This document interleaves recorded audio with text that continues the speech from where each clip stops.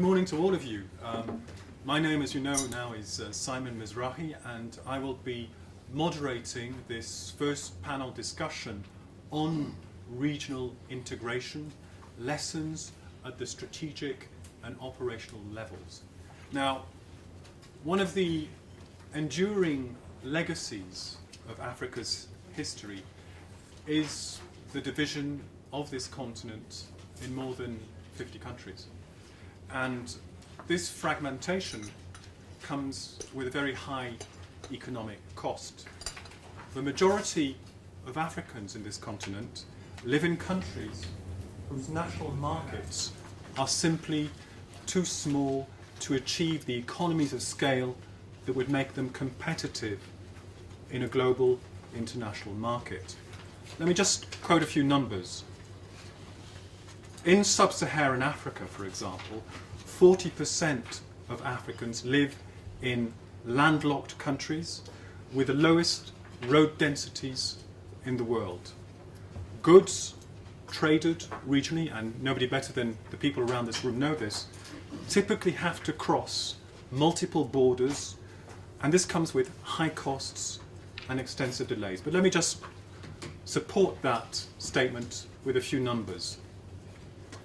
In practice, and this is a very pedestrian example, it means that for an 8-axle interlink truck, delays at borders can cost up to $300 a day. And in the same vein, it takes 2 to 3 weeks to transport copper from DRC to the port in Mombasa. The same distance in other parts of the world is covered only in 48 hours. That's a problem. The solution to this problem is well known. It's called, and this is what we're about to talk about, regional economic integration. Regional integration has been slow and disappointing. Or has it? Is that the truth? This is what I'll be asking our 3 panelists to answer. What are the challenges in addressing regional integration? So to help us answer these questions, I'm joined with 3 eminent panelists that I'd like to introduce to you. Let me start on my left with Ms. Mkhoshi Petla Lechete. I rehearsed your name beforehand. I hope it sounds right. Now, you are the Deputy Director General for International Regional Economics Policy at the National Treasury of South Africa. Since July 2009, you have overseen the government's engagement and relationship with multilateral and regional development institutions such as the World Bank, the African Development Bank, and also the OECD. You are also responsible for government participation in the G20 and was part of the team of negotiators that organised the 2010 G20 meeting. Further on my left, my second panellist is Dr. Albert Eneas Gokuzi. Eneas is the Chief Evaluation Officer at OPEV, which you joined Eneas in 2004. You have been the task manager and team leader for evaluations on education, health sector policies, strategies and products, and more recently you've completed an evaluation which is very much to the point on the question and the challenges of regional integration at the African Development Bank. Prior to joining the bank, Dr. Gokuzi consulted at the OECD, World Bank and USAID. Turning to my right now, we have the third panelist, Mr. Kennedy Bekiani. Kennedy is a regional economist at the African Development Bank here in South Africa, and you are responsible for the preparation of country and regional strategies and assistance programs in Southern Africa. Before joining the bank, Kennedy, you worked for the UNDP as a trade, debt and globalization advisor for East and Southern Africa, and you have published extensively on issues related to trade, regional integration and poverty in Africa. So I'd like all of you to join us for a round of applause for, I think, some very eminent panelists. And before we kick off what I I'm sure will be a very lively and interesting conversation. I'd like to turn to you, the audience, and say a few words on how I'm planning to conduct, as I said, what I hope is going to be a conversation between friends, an interesting and lively conversation between friends. We're going to have 4 sets of questions. The first set of questions is about how we can use regional integration to boost economic growth. We'll then move on to the questions of African Development Bank's experience, good lessons and bad lessons in making that happen. The third question will be looking at what challenges we face in making a reality of regional integration in Africa. And finally, we will turn our sights towards the future and see what we can do to further advance this agenda on this continent. Let us turn to the first of these important questions.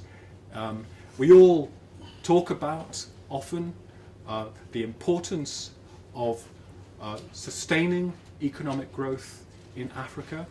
And my first question to the panelists is, yes, but in practice, how can regional integration help us boost and sustain the pace of growth in Africa? Let me start with you, Kennedy. How can we use regional integration to boost the pace of growth in Africa? Thank you very much, and also for the opportunity to discuss a topic that is very close to my heart. Let me start by coming back to your comment on landlocked countries, then I'll link it to infrastructure and the issue of policy and productivity. First, I always believe that to be landlocked is by choice.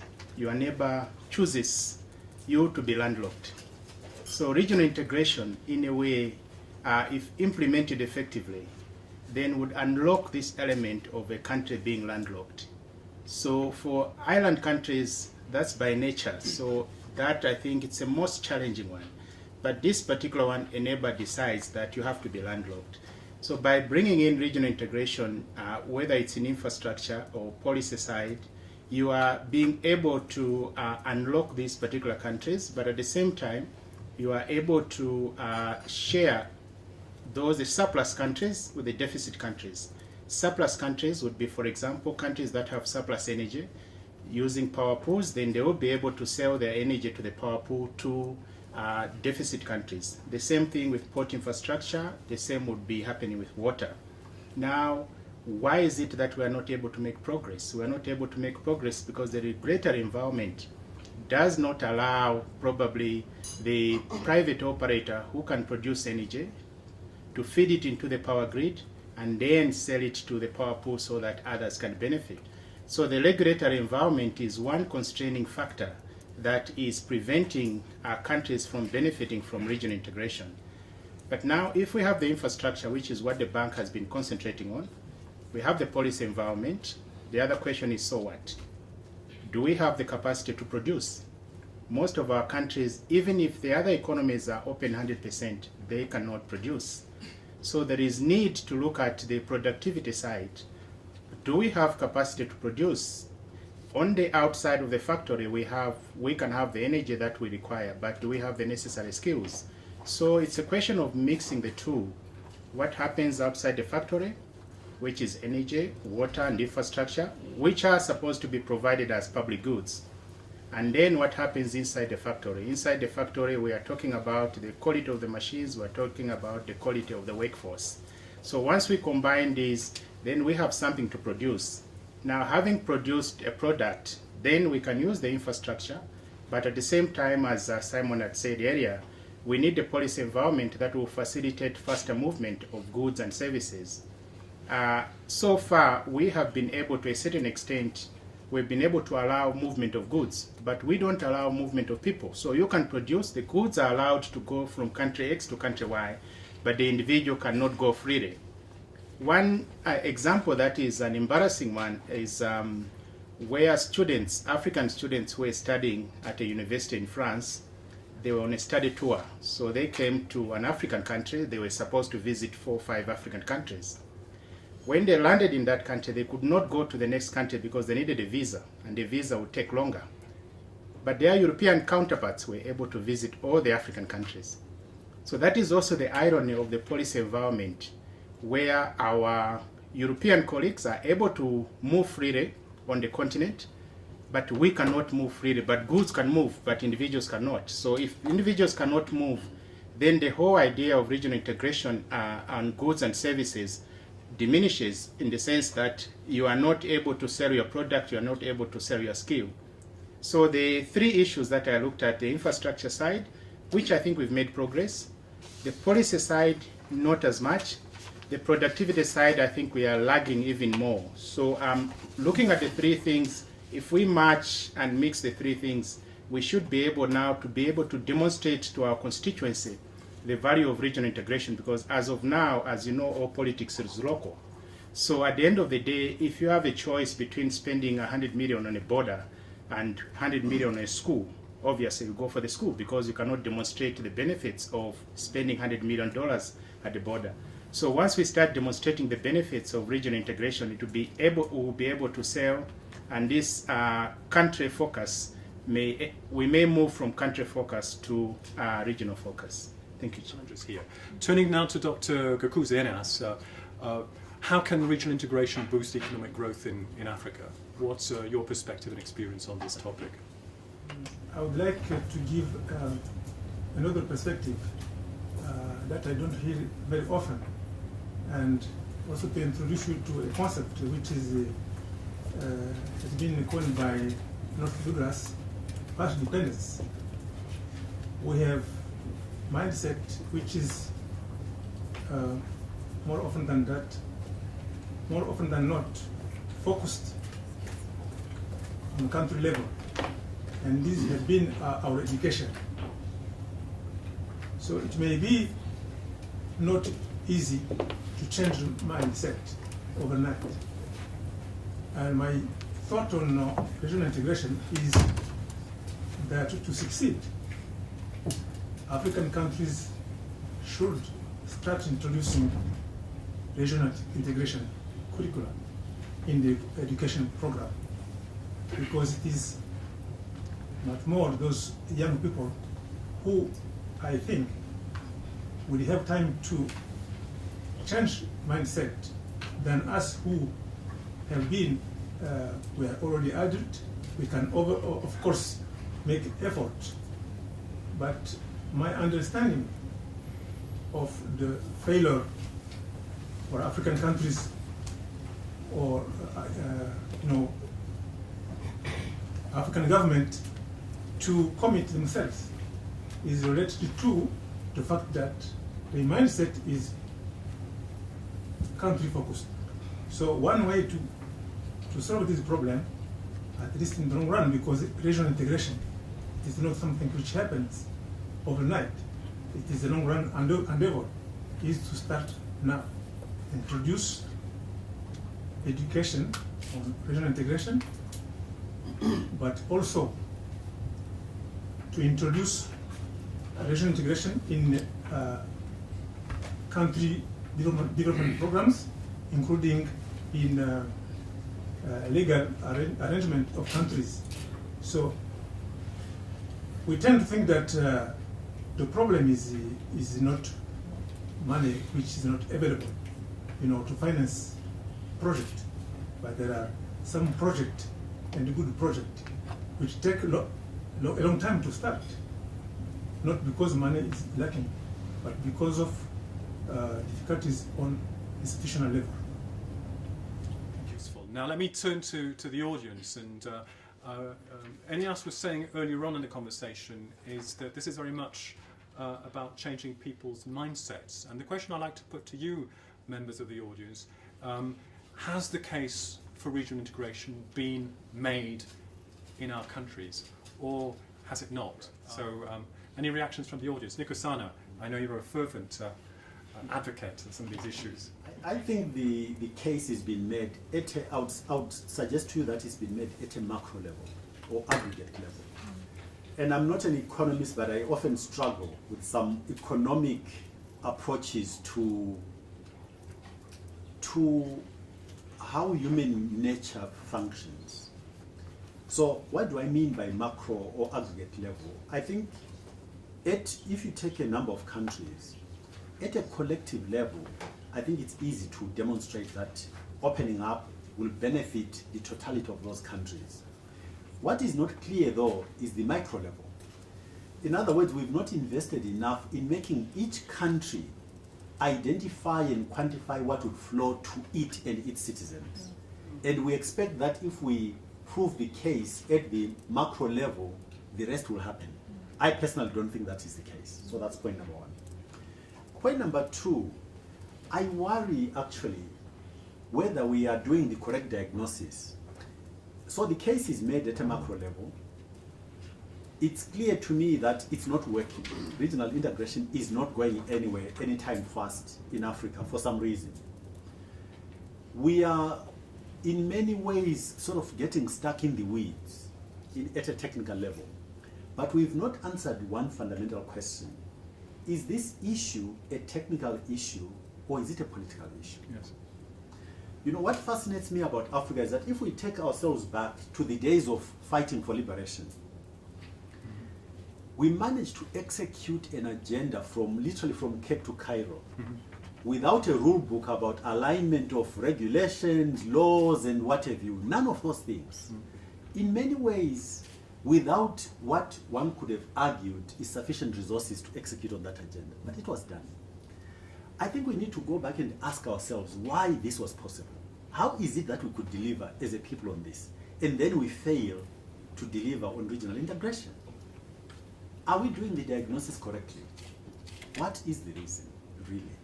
And I'll be curious to hear from our civil service colleagues, senior civil service colleagues, from where they sit, what is going on? Because personally, I don't believe it's the rules. I don't believe it's the laws.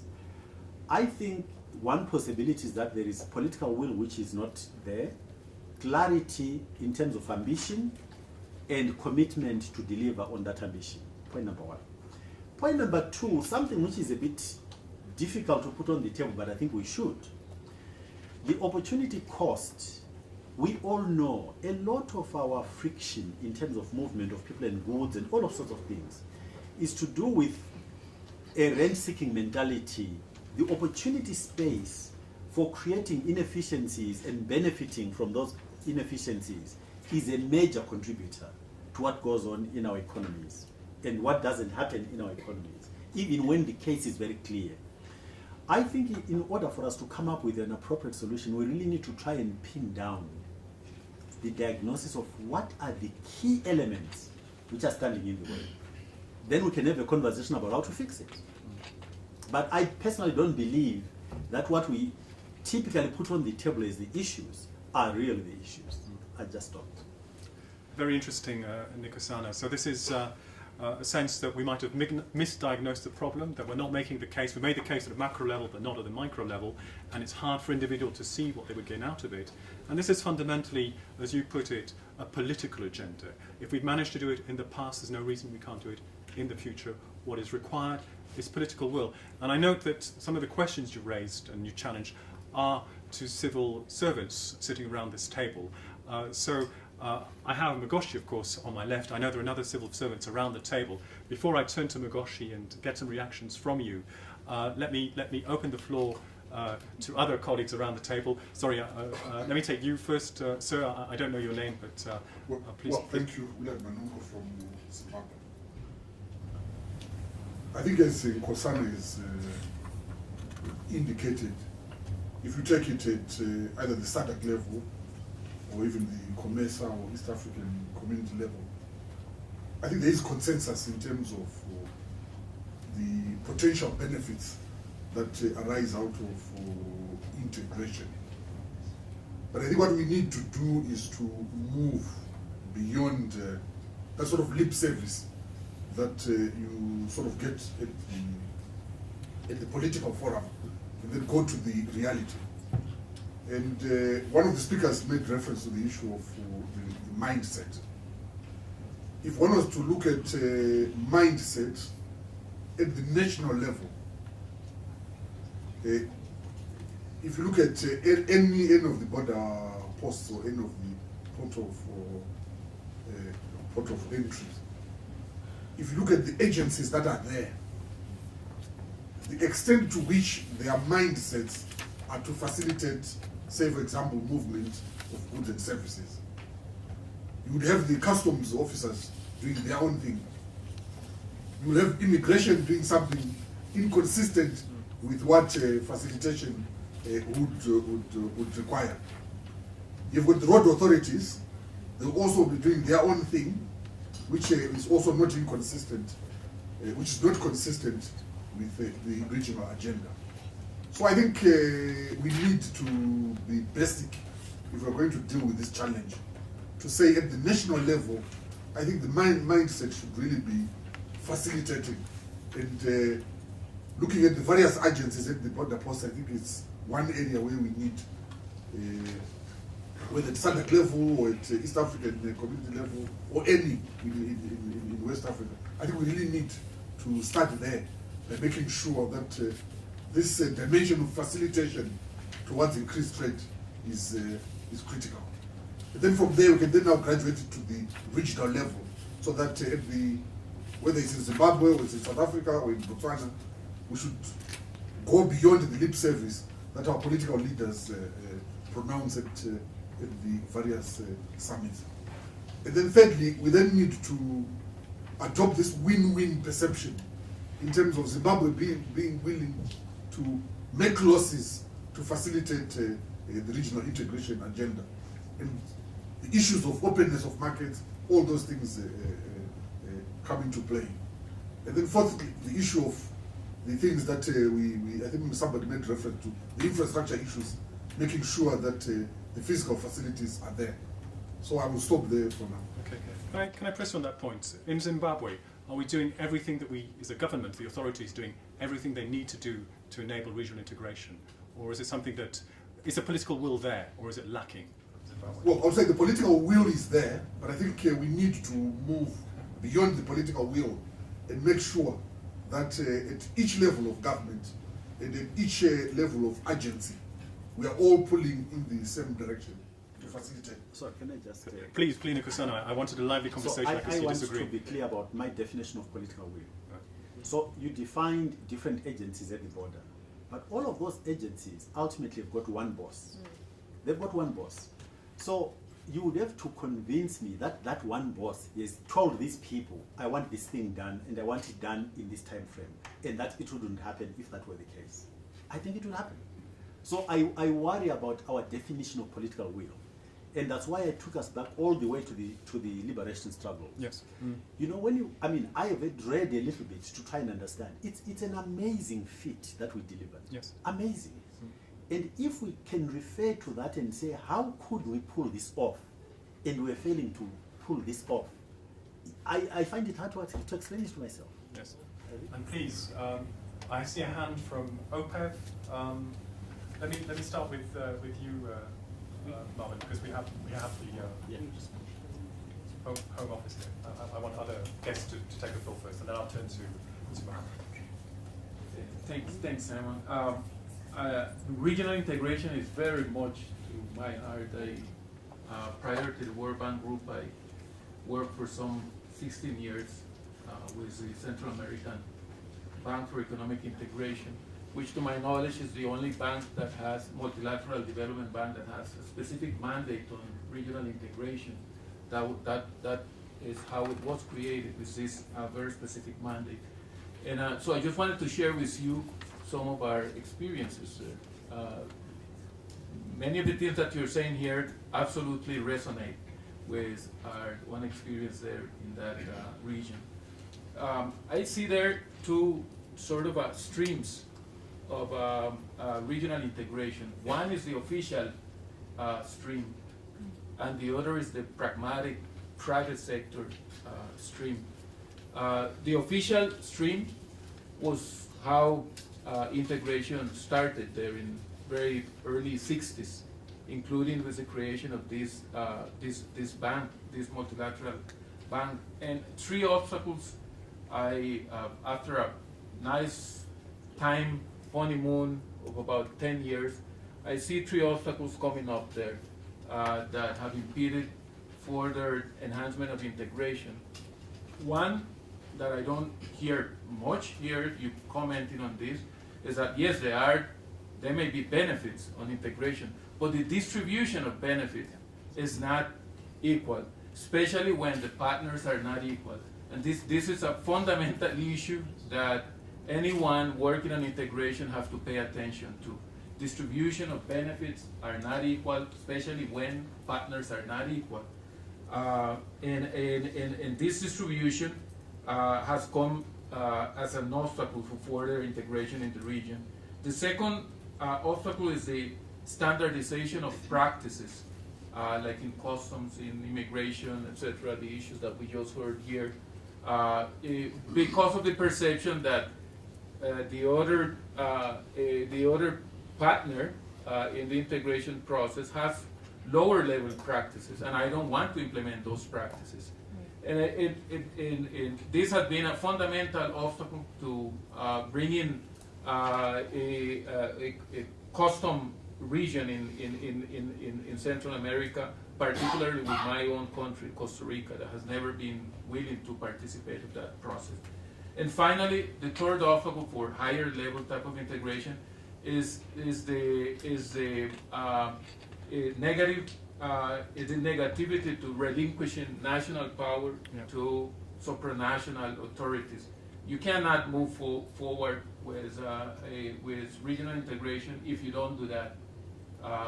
There is the case of Europe. They have their supranational authorities, and this has been absolutely impossible to get done there. And as you move forward, and you have been experimenting with this, you will see that these three things have to be absolutely clear in your mind and how you're going to deal with these three things. The other stream, that's on the official stream. More recently, 90s and on, as the official stream was paralyzing, a very interesting process took place there in the region, and it was the private sector taking the initiative to integrate, mobilizing capital across border, first in the financial sector, then in the tourism sector, then in the other services sector, then in the consulting sector, beyond what the official stream was trying to do.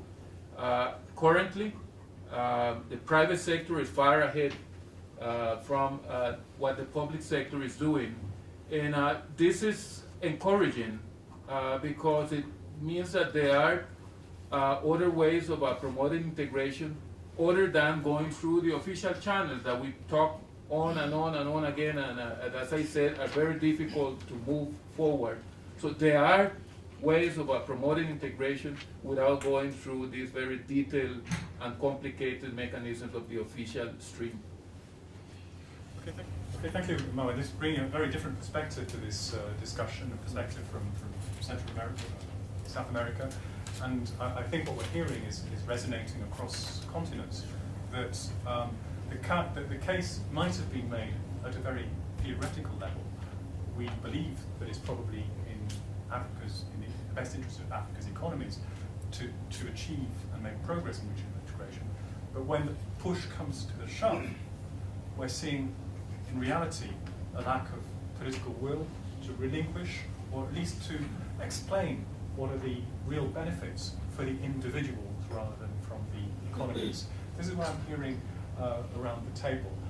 So I've got a number of reactions already. Let me take first Mohammed, who wanted to make an intervention, and I can see Abrim as well wanted to make an intervention, and then we'll be moving on. I want to ground this discussion back into reality and talk about some real case examples of things that have worked well, but also things that have worked not well.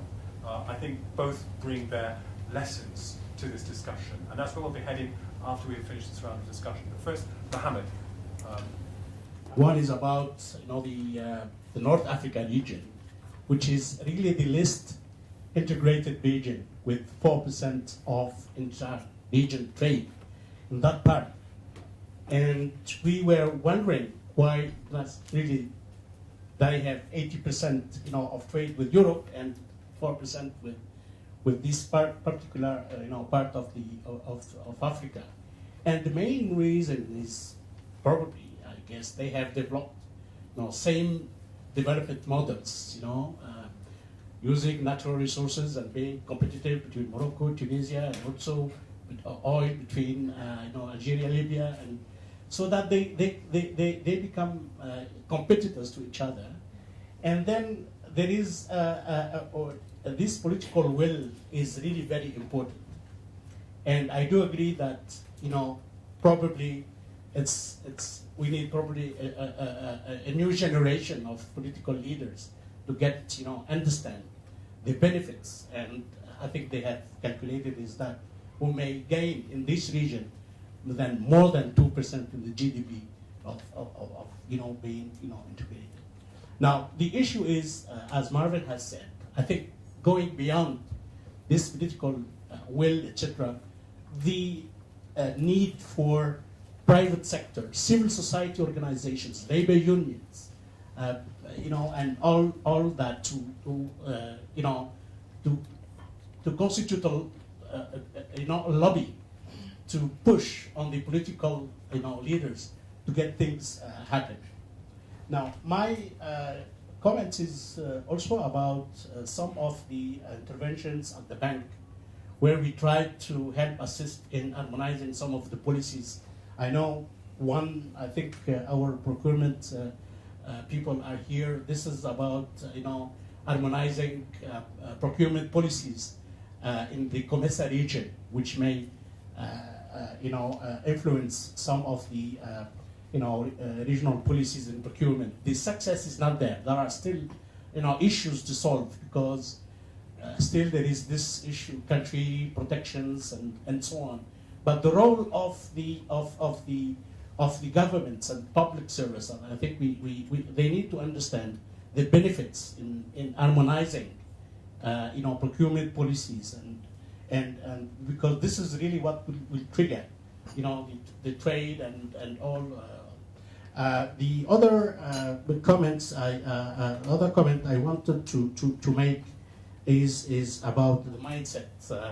This is very important to start in education, etc. But I think we need also to go in depth on this mindset. Not starting in education. We have been knowing the region and having, but it needs to be put in practice. I mean, having something that much more young exchange. And I was really also struck by what Kennedy has said about the visa.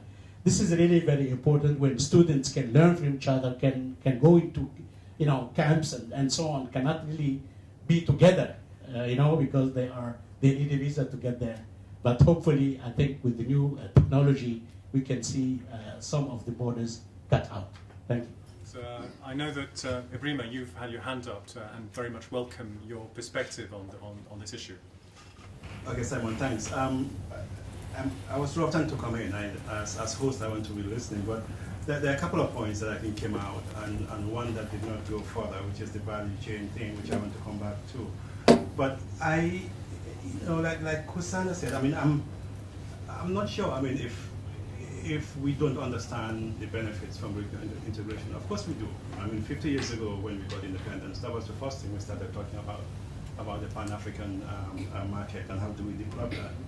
And when you look at the charter of the bank itself, I mean, that is the first thing that strikes you, that we want to be regionally integrated as a continent, because we know the benefits. So that's not the question. The question is, how have we gone about trying to make it a reality?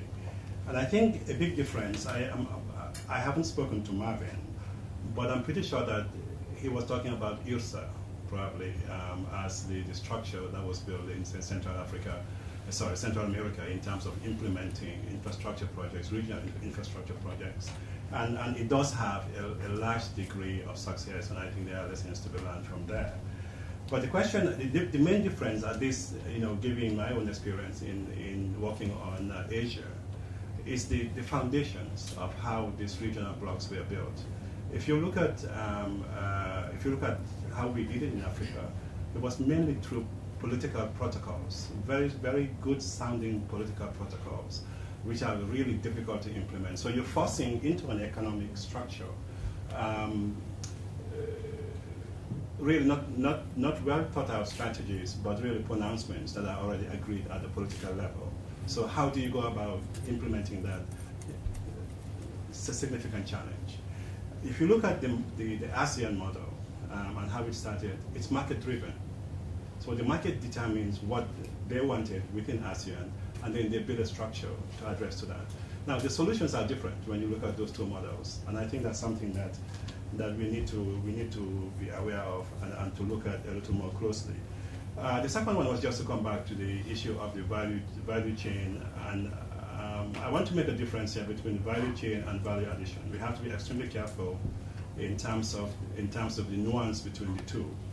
I think what we've been talking about in terms of value addition is taking a product that we own, whether it's minerals or whatever, and then processing it along the whole chain and then selling it, rather than just actually exporting it in the raw. I can see cases where that can be done. I mean, in fact, I can see cases where it actually makes sense for us to just export the raw material.